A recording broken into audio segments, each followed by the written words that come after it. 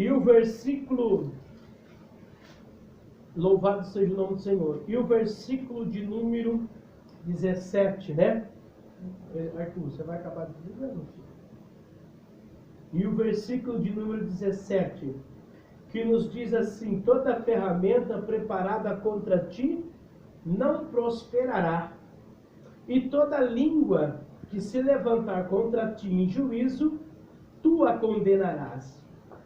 Esta é a herança dos servos do Senhor, e a sua justiça que vem de mim, diz o Senhor, né? Glória a Deus. Este texto, aonde nós aqui estamos baseando a mensagem, é o progresso e a glória de Sião. Então, é um texto que vai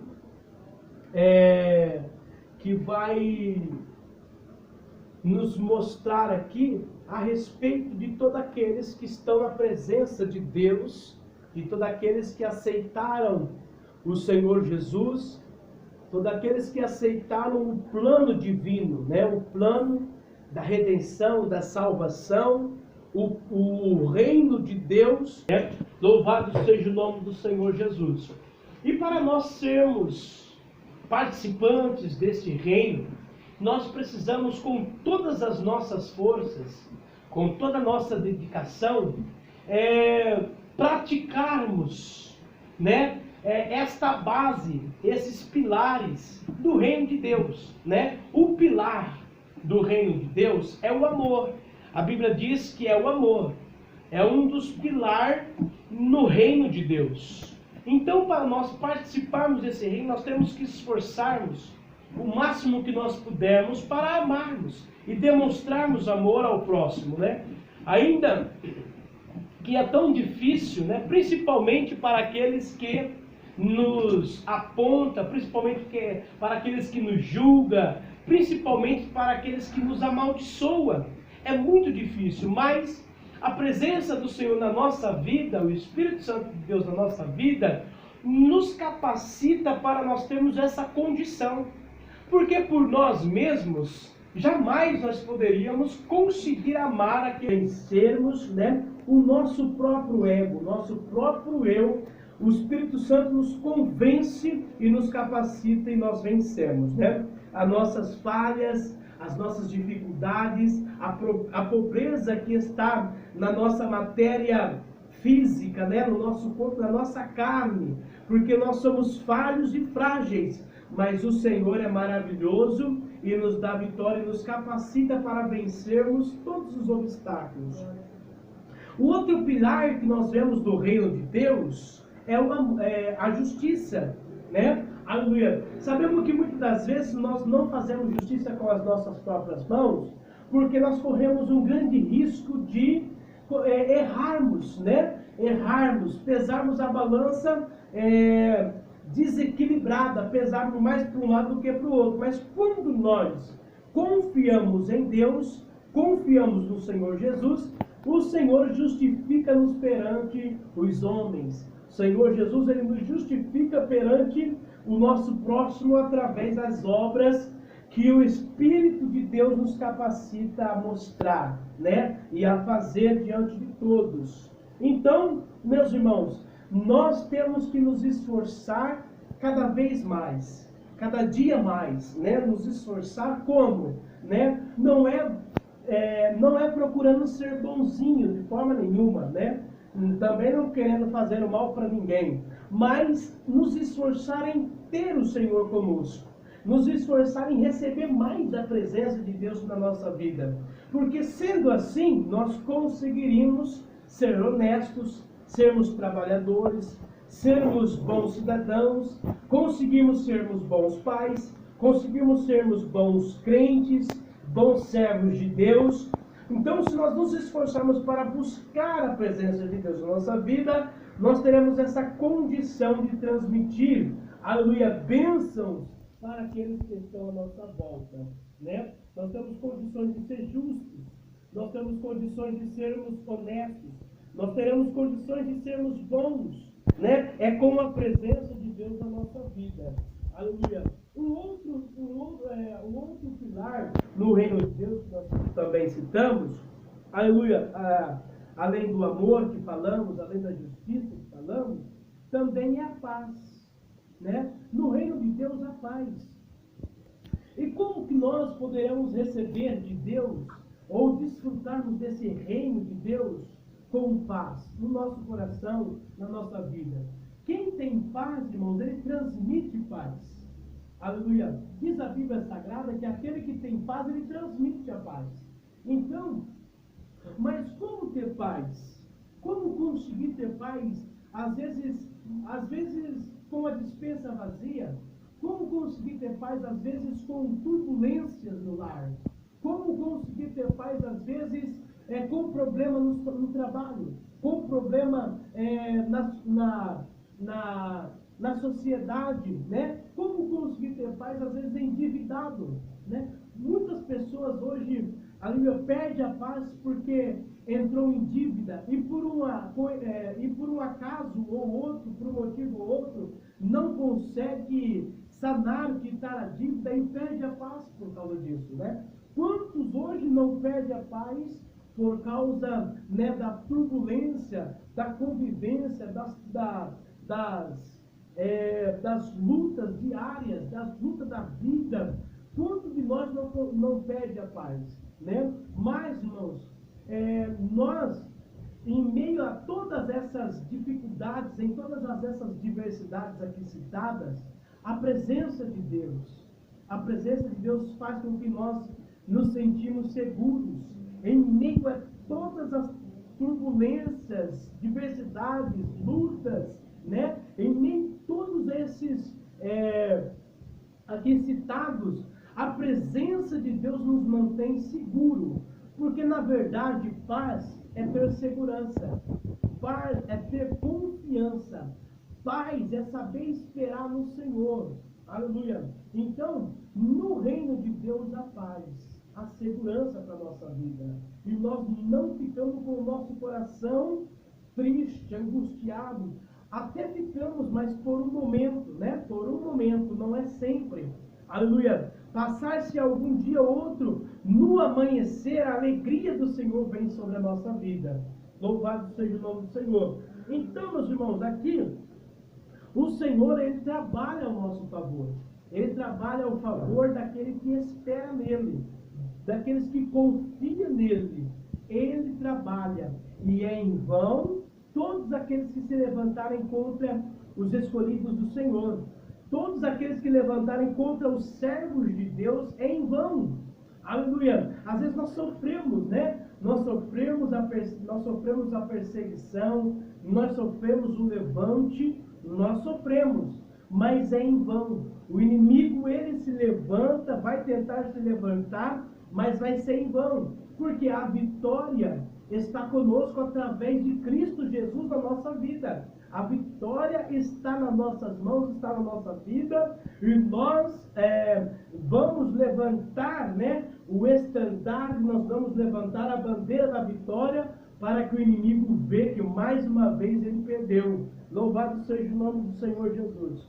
Então, aqui a palavra do Senhor nos diz assim: esta é a herança dos servos do Senhor. Então, a herança nossa, irmãos, em Cristo Jesus, vai ser sempre a vitória. Ainda que aos olhos, né, na ótica humana, aos olhos humanos, ainda as pessoas pensam que o crente está perdendo, que o crente ele está sendo derrotado. De forma nenhuma. Não foram assim que pensaram de Jesus? Cadê? Você não é o Filho de Deus? Então desce daí, salva a ti mesmo, salva nós. Aos olhos de toda a humanidade, Jesus estava perdendo ali a sua vida, ele estava perdendo a batalha. Mas nós sabemos que não. Era um propósito de Deus, Jesus passar pela cruz para a salvação dessa multidão de povos, raça, língua, tribo, nações. Agora o inimigo está vendo a vitória de Cristo lá na cruz do Calvário. Porque em todos os povos hoje, pessoas levantaram a mão e aceitaram o sacrifício de Jesus na cruz do Calvário. E hoje o inimigo está vendo uma grande vitória, um grande povo, né? No mundo lá fora aceitou Jesus como Salvador. Então, naquele momento lá, as pessoas acreditavam que Jesus estava perdendo a batalha, mas pelo contrário, Jesus ele estava vencendo a batalha. Glória a Deus. Então, meus irmãos, muitas das vezes o inimigo, as pessoas que são usadas pelo inimigo, as pessoas que estão endemoniadas, trabalham, né, de forma que para nós perder a batalha. Mas o Senhor está ao nosso redor para nos garantir a vitória. Louvado seja o nome do Senhor Jesus. Então, esta é a herança dos servos do Senhor, né? O Senhor é maravilhoso, está ao nosso lado, está conosco, nos protegendo de todos os ataques, né? E para nós aqui encerrarmos a mensagem no versículo 15 do capítulo 57, aqui então a palavra de Deus, o Senhor nosso Deus, o nosso Pai, na pessoa bendita do Senhor Jesus Cristo e do teu Santo Espírito, nos conforta, né? Nos dá essa segurança que Ele está conosco. O versículo 15 do capítulo 57 de Isaías nos diz assim, ó: porque assim diz o alto e sublime. Quem é esse alto e sublime? É o Deus Todo-Poderoso. É o Senhor que está sobre todos, né? Que está sobre todos. Assim diz o Senhor, o alto, Todo-Poderoso, que habita na eternidade. Olha aí. Cujo nome é santo. Glória a Deus. Em um alto e santo lugar habito, e também com o contrito e abatido de espírito. Então você observa aqui, os irmãos observam, que o nosso Deus ele tem esse atributo. Ninguém mais, nenhum outro ser espiritual tem esse atributo que Deus tem. Deus ele está na eternidade sentado num trono, né? Lá no seu trono, mas no mesmo tempo o Senhor ele pode estar dentro de nós, no nosso coração, né? Habitando também dentro de nós, com o nosso espírito abatido. Então, nenhum outro ser tem esse atributo que o Todo-Poderoso Deus tem, né? Louvado seja o nome do Senhor. E aqui nós vemos aqui que todos aqueles que servem ao Senhor, ainda que por um momento esteja abatido, esteja com o espírito contrito, né, e abatido, mas o Senhor em nenhum momento vai nos abandonar. Em nenhum momento o Senhor vai nos deixar desamparado. Ele sempre vai estar conosco, olhando para dentro de nós. Nós só precisamos de fato orarmos e clamarmos a Ele nos momentos difíceis. E Ele vai nos amparar e vai estar conosco para nos confortar. Ele diz aqui, ó, para vivificar o espírito dos abatidos. Olha aí. Ou seja, para tornar vivo, né? Muitas das vezes quando nós estamos atribulados, quando nós estamos assim, angustiados, a nossa alma ela fica, né, abatida, nós ficamos assim meio que desanimados, né, cabisbaixo, entristecido. Ali a nossa alma ela está abatida, o nosso espírito está abatido, né?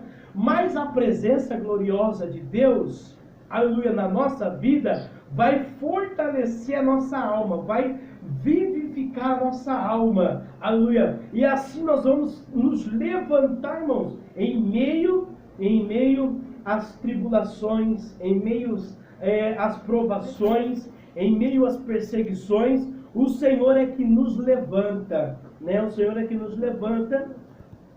E aqui ele continua assim, a palavra de Deus continua dizendo: e para vivificar o coração dos contritos, né? Olha aí, o Senhor é maravilhoso. O Senhor é muito bom para nós, né? Eu sempre digo, né? O Senhor é muito bom para nós. Nós devemos servi-lo, adorá-lo, louvá-lo e bendizê-lo, Senhor, na beleza da tua santidade. Porque o Senhor jamais vai nos deixar desamparados, sozinhos, né? Eu estava lendo ontem, a respeito de uma serva de Abraão, Agar. Ela era uma egípcia. ela era a serva da esposa de Abraão.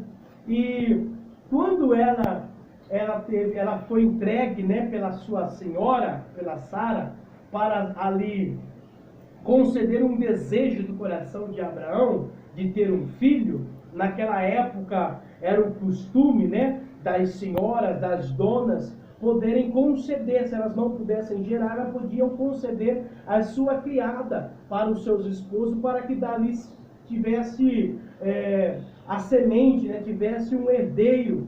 E ali aconteceu isso. Mas aquela serva, ela se gloriou, ela se exaltou por causa disso. E aí ela então começou a desprezar a sua senhora, né? Ela deixou de reconhecer, deixou de ser grata e começou a desprezar a sua senhora. Então ali a Bíblia fala na história que Sara, a esposa de Abraão, começou a se entristecer muito com aquilo, né? Se entristecer muito. Então aí Sara vem, chama seu esposo Abraão, fala o que estava se passando ali na casa dela, e aí Abraão fala para ela: olha, ela é a tua serva, faça dela o que te parecer bem. Então aí a Bíblia fala que Sara começou a desprezar, começou ali por dificuldades tremendas na vida de Agar. E aí Agar, a sua serva, ela não aguenta a pressão, então ela vai embora. Ela sai da casa da sua senhora e vai embora. E sai errante para o deserto. E aí a Bíblia fala que ela não aguenta mais andar, estava ali grávida, não conseguia mais andar. E ela parou ali no pé de uma árvore e começou a chorar. Ela começou a chorar e a chorar e a chorar.